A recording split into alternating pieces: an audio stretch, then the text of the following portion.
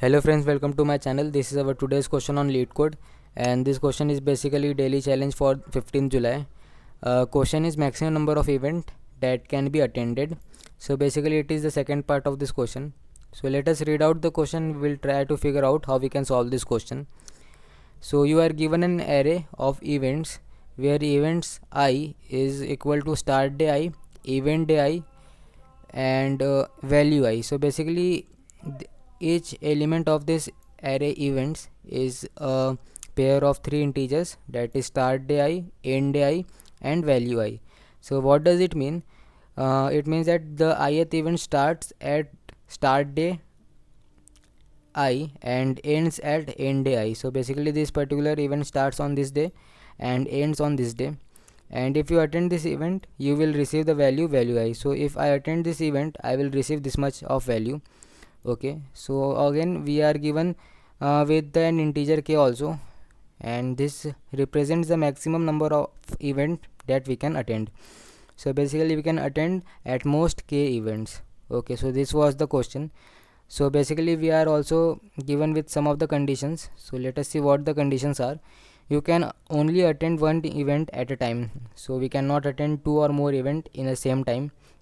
If you choose to attend an event you must attend the event entirely. Okay, so what does it mean? If we attend the particular event E1, so we cannot leave it without completing the whole event. Okay, and the last one is that the end day is inclusive. So what does it mean?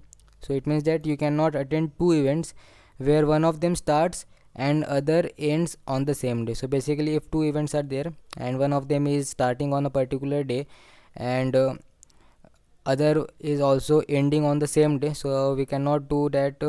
We attend the event which is ending on the particular day and event which is starting on the same day, so we cannot attend both event in such cases. So basically what we have to do, we have to return maximum number of values that can be received by attending events. Okay, so we have to return the maximum sum of values. So let us see what we can do to solve this question.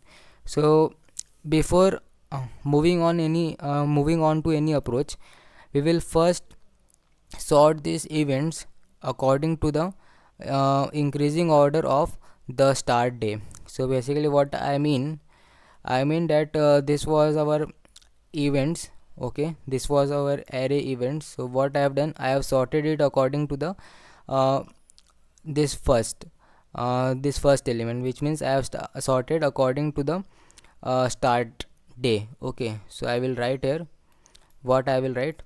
uh, we will sort events according to the start day.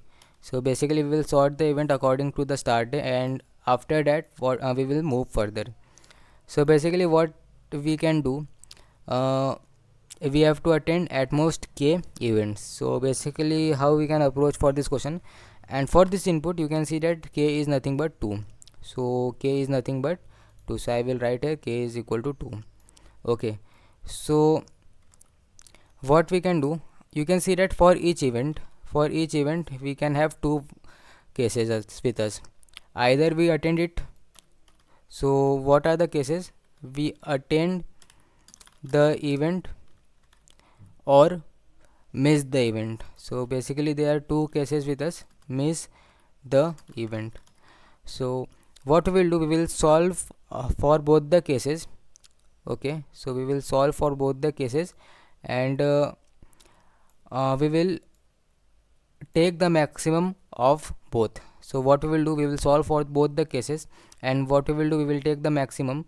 So basically they have asked us for the maximum value, we will take the maximum, and we will again move further. Okay, so what we will do, we will take the maximum, we will take the maximum of both values. Okay, so basically what we will do, let us say we are on this particular index. Okay, so when we are on this particular index 0, so what does it mean? We can attend it or we can miss that event. So what we can do, if we attend this event, so let us say we have attended this event of 0th index. So what we can do, we can move further. Okay, so what we can do, we will move to the second index.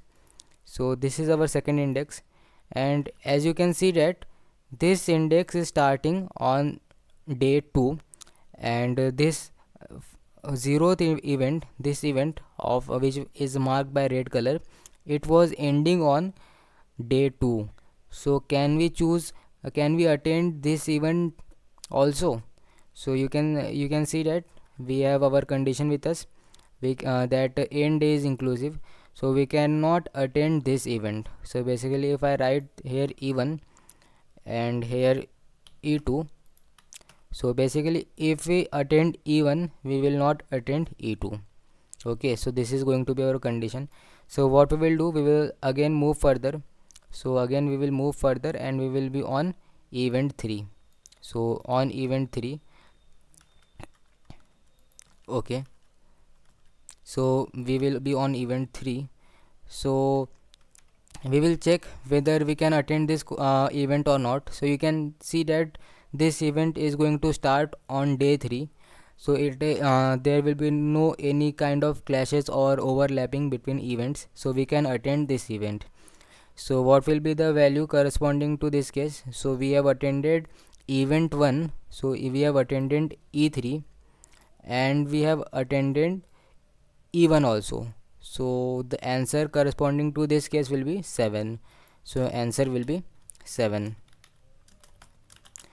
Okay, when we attend E1 and E3.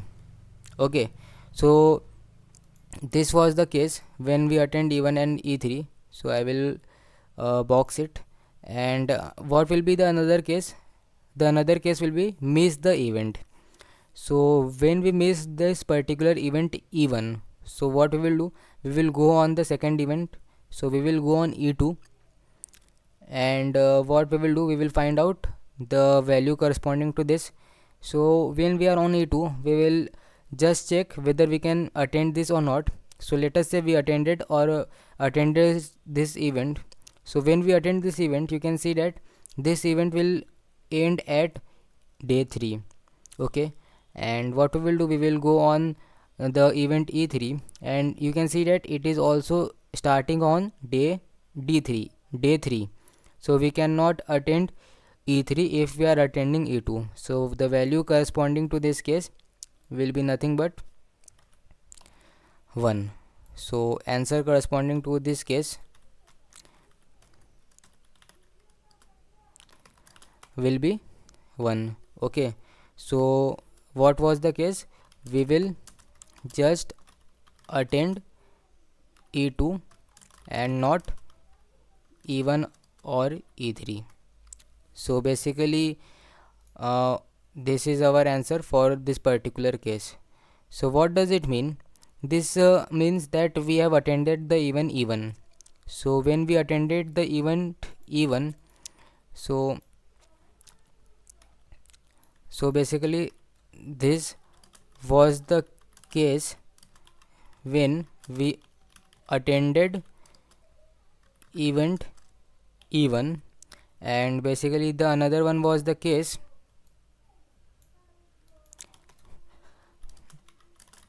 when we missed the event.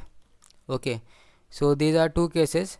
So you can see that for among both the cases, the answer corresponding to the case 1 will be maximum. So you can see that the answer will be 7. So let us check whether the answer is 7 or not. So yeah, you can see that answer is 7. So in this way we can solve this question using recursion. So basically if we use recursion, okay, if we just use recursion, so time complexity will be of order of nck. So basically what we are supposed to do, basically we have to choose at most k events. So number of ways will be nck. So this is going to be very large number. So you can see that there can be a time complexity, time limit exceed type error or something else. Or you can also have memory limit exceeded or time limit exceeded. So we cannot iterate over all NCK cases. Instead, what we will do, we will use memoization here. And let us see how we can use memoization here. So basically you can see that if we iterate over all the cases using recursion, this will be, and there will be an error of time limit. Okay, so what we will do, we will just use memoization here. So for this, what we will do, we will have a two-dimensional vector dp. So what we can do, so I will first erase all these things. So what we will do, we will have a vector or a two-dimensional vector dp. So 2D vector dp. So basically for this vector dp of ij, this will represents the answer corresponding to event I when j more events are to be attended. Okay, so you can see that the meaning of dp of ij will be nothing but it will represent the answer, the final answer corresponding to the case when corresponding to the event I. So if we are on event I, let's say e2, so when we are on e2 and we have to attend j more events. Okay, so basically it means that dp of ij means it represents the answer when we are on event I. So answer corresponding to event I when j more events are to be attended. So basically j more events are to be attended. So this will be the meaning of dp of ij. So I will box it here. Okay, so we will use this thing here to avoid the repetition of the cases, and in this way you can reduce the time complexity of our solution. Okay, so talking about the base cases of the recursion, so base cases will be, so talking about the base cases, so I will write here. So base cases, so basically one of the base cases is that if we are done with all the events, so if we have iterated with over all the events, what we will do, we will just return 0. So we will just return 0. Okay, and what else, if we are done with all k events, so if we are done with all k events, okay, or no more events are left to be attended, in this case what we will do, we will again return 0. And whenever there is a repetition of any case, whenever there is any repetition, we will just return dp of ij.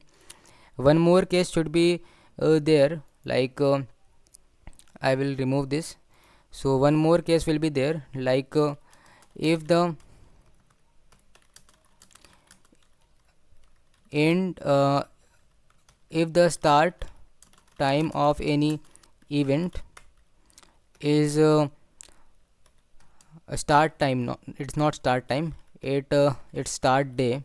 So if start day of any event is less than or equal to start day, equal to end day of previous event, we will not attend that event. Okay, so as I have discussed here, we will not attend the event because it will be overlapping. So what we will do, we will solve for the next event, so you can see that we have discussed this case here, like when we are choosing, when we are attending this event e2, you can see that we cannot attend the event e3. Or what we have done here, when we are attending event e1, we cannot attend e2 because the start day of e2 and the end day of e1 are on same day, so it is type of overlapping situation, so we cannot attend e2. Instead we have solved for event e3. So that's what we have written, I have written here. Okay, so In this way we can solve this question. So let us dive into the code and we will try to figure out how we can solve this question. Okay, so basically there will be some of the variables with us, like int n, which is nothing but size of this event. Okay, so it is nothing but number of events. Okay, and another one will be what. Okay, I have also told that we will sort this event according to start day. So we will just sort this event. So sort this event, so events of begin and events dot end. So we will sort this event, and what we will do, we will just take the 2D vector for the memoization. So vector will be dp, and the size will be nothing but it will be the size of order n comma n cross k plus 1. So it will be the size of this vector will be nothing but n comma k plus 1, and initially we will initialize with all the elements of this dp vector with -1. So this will be used for memoization. Okay, so I will write here, this will be used for memoization. So again what we will do, we will create a recursive function which will solve our solve the answer solve for correspond each event. So what we will do, we will just create a recursive function and the return type will be int. So recursive function solve, and the parameters will be int end. So end means basically current event. So when we are on current event, we will have two choices with us, so that is our current event ind. So again some more parameters. So we will have this parameter events, and again we will have the parameter of dp. Okay, so here there is some error. Okay, and what next, we will have our variable end. So basically it means that end means the end day of the previous event. So I will write here end means end day of previous event. Okay, so again back to our parameters, two more parameters should be there, int n and int k. So or we can write left. So basically, so left means number of left means number of events that has to be attended more. So I will write here left means number of events which we have to attend. Okay, so talking about the base cases, if we are done with all the events, so basically ind is equal to n. It means that we have done for all the events. So in this case what we will do, we will just return 0. So we will return 0 in this case. And if we are done with all the k events, so basically no more event is left with us to be attended. So basically when left is equal to 0, so when left is equal to 0, it means no more event is available to attend. So basically it means that what does it mean, we have attended all k events. Okay, so in this case also we will just return 0. Okay, and what else, we will solve for the next event in case of overlapping. So I have discussed this case. If if our current event is overlapping with the previous event, we will not solve it for the our particular event, we will solve for the next event. So what does it mean, so if start day, so start day will be nothing but events of ind and 0. This is going to be our start day. So start day of particular event, if it is less than the end day of the previous event. So what does it mean, if start day of event ind, so if start day of event ind is less than end day of previous event. So what we will do, this is the case of overlapping. We will solve for the next event. So what we'll do, we will solve for the next event. So basically ind plus 1, and rest of the parameters will be same as it is. So end, n, and left. So what we have done, we will solve for the next event. Okay, so that's what we have done here. And to avoid recursive cases or repetitive cases, to avoid so basically what we are doing, if we know the value corresponding to a particular case, what we will do, we will just return the value. So basically what does it mean, if dp of ind and left is not equal to -1, so what does it mean? It means we know the value corresponding to this case. So in this case, what we will do, we will just return dp of ind and left, because we know the value corresponding to this case, so there is no need to check further. So this is the use of memoization here. So in this way we can reduce the time complexity for many cases. So we have done with all the base cases. Now we will check for the main cases. So basically what we have two choice with us. So what are the choice? Attend the event or not attend it.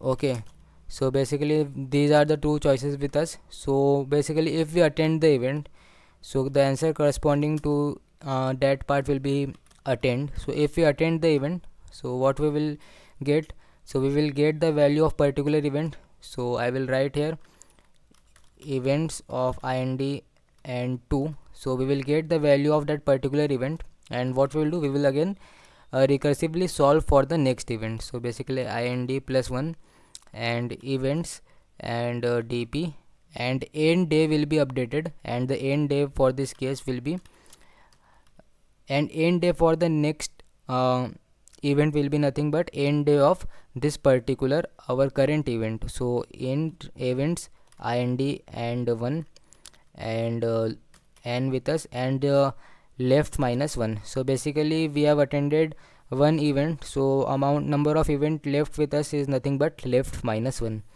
So this will be the case when we attend the event. And if we not attend the event, so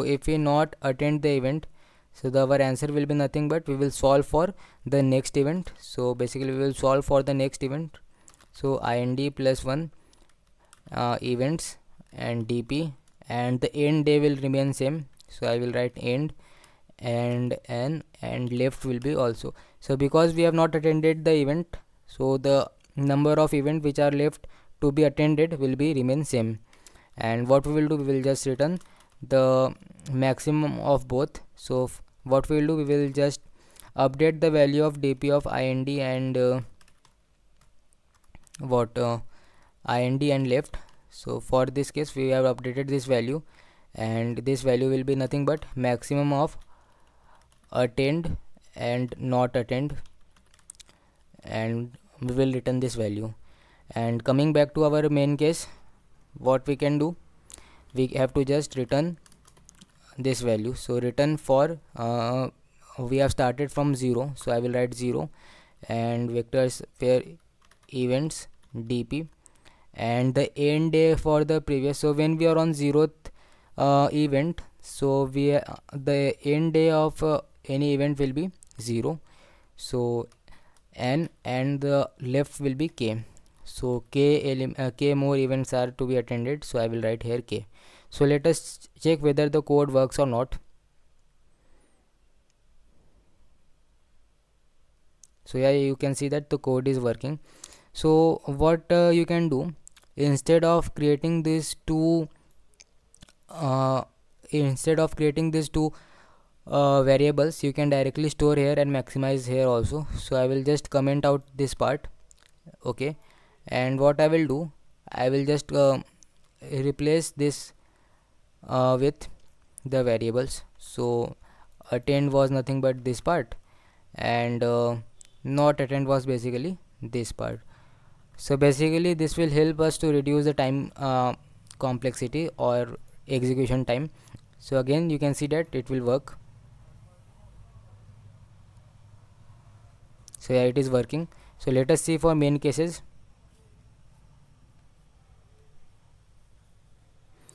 So yeah, you can see all the cases are passing, and you can see that our solution is beating 89% of uh, solutions. So basically this is the code for the question, and let us try to let us I will explain this again. So what we will do, what we have, so basically for each event we have two choices with us: either we attend that event or we will not attend that event. And if we attend that event, so we will solve for the next event, and we will take the value of the current event. And if we not attended the current event, we will not take the value for the current event, and we will solve for the next event. So that's what we have done here. So we have two choices with us. So if we attend the event, we will solve for that part. If we not attend the event, we will solve for that part, and we will maximize the both the value, and we will return the value. Okay. And again, talking about base cases, if we are done with all the events, we will just return 0. And if no more events are available to attend, like, which means that we have attended all the k events, we will simply return 0.